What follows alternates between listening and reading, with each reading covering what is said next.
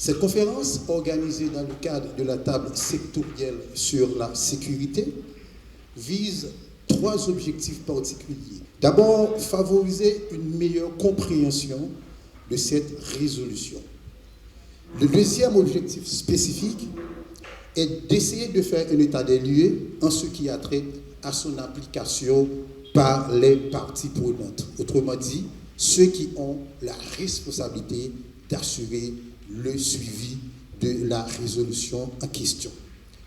Le dernier objectif, c'est de construire des perspectives pour aider à résoudre la crise sécuritaire en Haïti.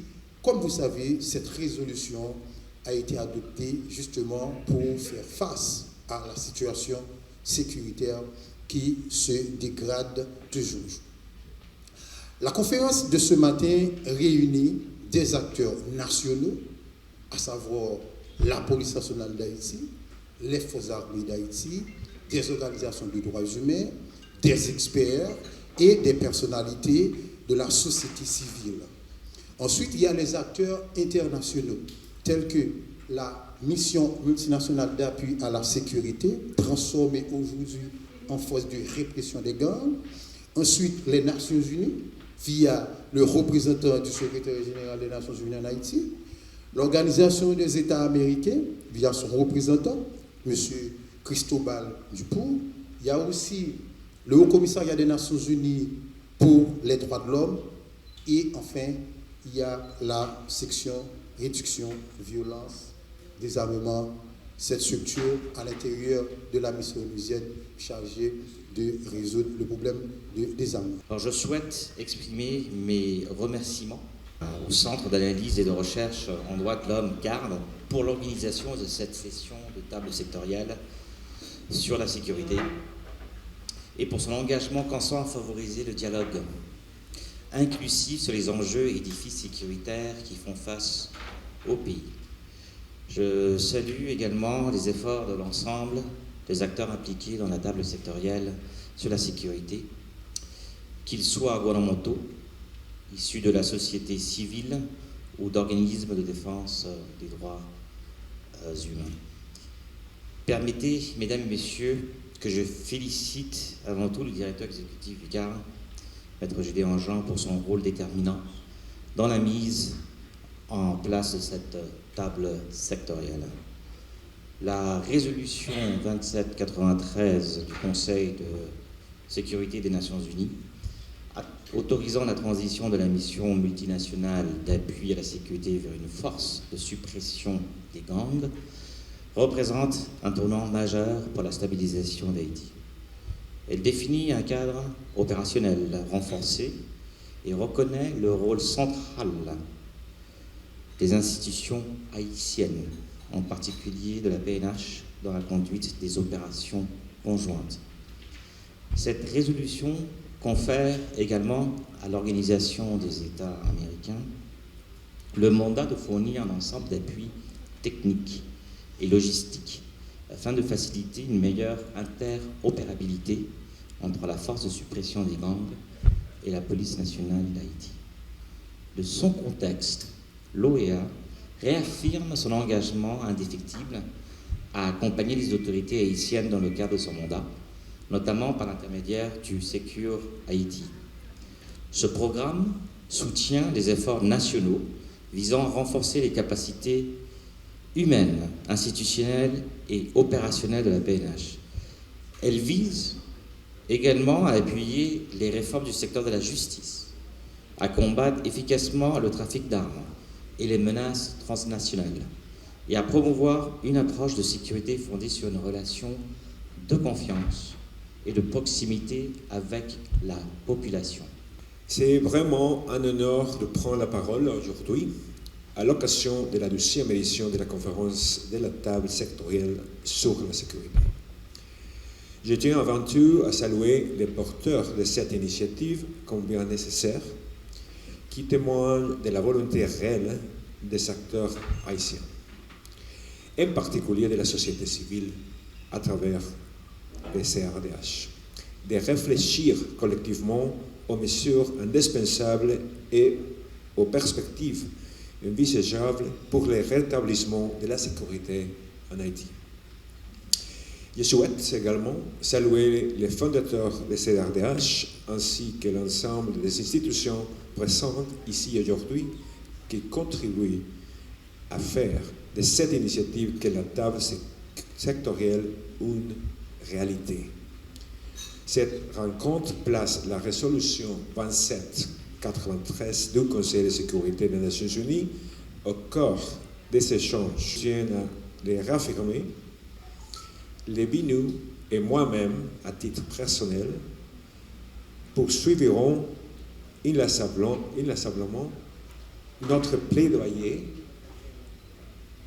et ne cesseront jamais de solliciter la mise en œuvre de tous les moyens nécessaires à déploiement rapide de cette force, crucial pour répondre à l'urgence sécuritaire en Haïti et offrir aux nombreuses victimes de cette violence implacable l'espoir d'un mieux être.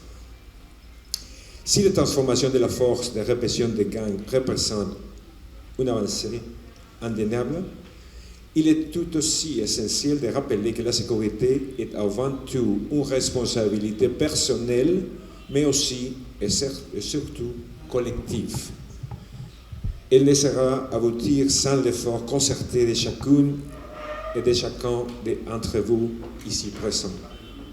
La force de suppression des gangs, et on peut dire légalement, est ici parce que la transformation de l'MSS à la GSF, ça fait après de la résolution du Conseil de sécurité des Nations Unies, mais il va faire une feuille de route, comme c'est dit, et la force va arriver graduellement et d'aujourd'hui jusqu'à, on peut dire, l'été. À l'occasion de cette nouvelle édition de la conférence de la table sectorielle mise sur pied et organisée par le Centre d'analyse et de recherche en droit de l'homme, CARD, j'éprouve un sentiment d'allégresse d'être parmi vous. Pour vous porter une parole liée tant par la problématique de la sécurité qu'à l'engagement et aux efforts de mon gouvernement afin d'endiguer définitivement ce fléau qui ronge et gangrène la population haïtienne. Cette initiative du CARD est cotée comme sa participation active dans l'immense chantier de responsabilité collective visant à colmater les brèches de l'insécurité pour procurer au peuple haïtien la paix et la stabilité. Le 30 septembre 2025, le Conseil de sécurité des Nations Unies a adopté la résolution 2793, décidant ainsi de changer la mission multinationale d'appui à la sécurité, MMAS, en force de répression de gangs, FRG. C'est un tournant décisif dans la lutte pour rétablir la sécurité sur le territoire national. Par cette résolution, la communauté internationale a manifestement signalé sa détermination à accompagner le gouvernement haïtien dans le combat inlassable pour contenir l'insécurité et combattre la criminalité.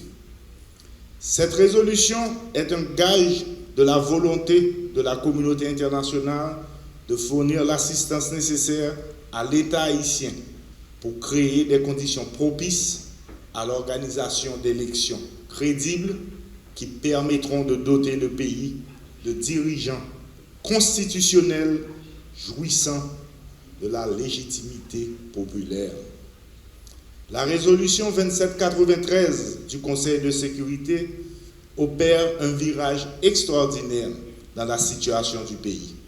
Elle confirme la nécessité et l'urgence de restaurer un climat sécuritaire sur toute l'étendue du territoire, dans le respect des principes et règles relatifs aux droits humains, ainsi que ceux qui sous-entendent la démocratie.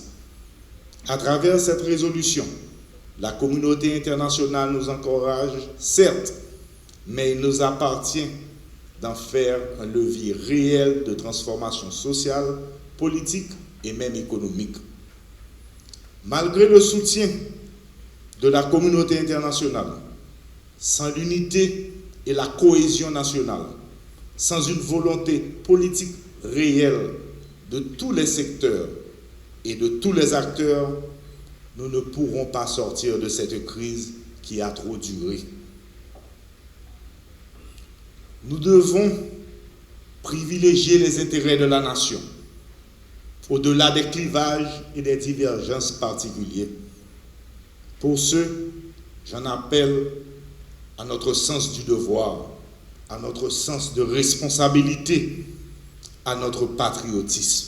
J'en profite pour adresser au nom du CPT et du gouvernement et celui du peuple haïtien mes remerciements aux Nations Unies, à nos partenaires régionaux, aux organisations internationales ainsi qu'aux pays amis qui continuent de nous soutenir. Le peuple haïtien retiendra que dans des moments de grande tribulation, vous avez choisi de vous tenir à ses côtés. Aussi, je souligne à votre attention que je travaille d'ores et déjà à la mise sur pied d'une commission chargée d'assurer le suivi et de coordonner le processus d'arrivée de la force de répression des gangs. C'est avec plaisir que j'ai choisi de répondre à votre invitation pour débattre en tant qu'inspecteur général en chef de la police nationale d'Haïti de la résolution 2793 de l'Organisation des Nations Unies autorisant le déploiement de la force de répression des gangs en Haïti en remplacement de la mission multinationale de soutien à la sécurité dont les efforts aux côtés de la police nationale que je représente aujourd'hui n'ont pas permis d'endiguer le phénomène des gangs terroristes. La transformation en GSF de la mission multinationale a donc déjà lieu selon la dite résolution. Le déploiement prendra environ 5 mois pour être effectif. Cela implique la nécessité pour la police nationale de continuer à combattre les gangs terroristes afin de maintenir un climat qui puisse au moins stabiliser les fonds et au plus de réduire l'étendue du phénomène jusqu'à ce qu'une puissance de feu plus adéquate puisse appuyer beaucoup plus la PNH à éliminer totalement la menace.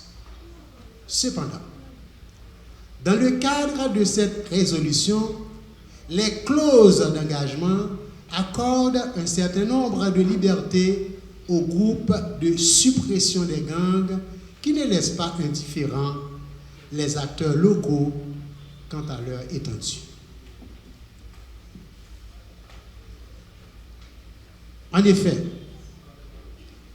il est dit que la FRG est autorisée à l'article 1 de la résolution à mener de manière indépendante ou s'il y a lieu de concert et en coopération avec la police et les forces armées.